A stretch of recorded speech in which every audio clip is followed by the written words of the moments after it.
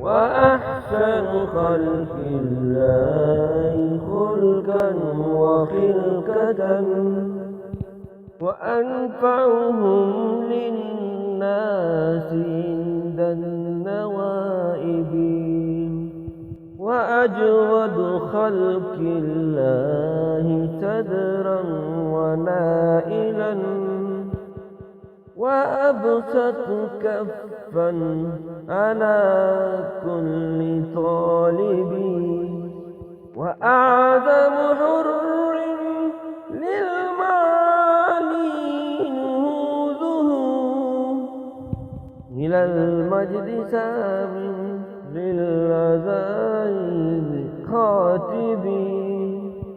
ترى أشجار الفرسان لاذ بظهره، إذا احمر باس في بائس الموت.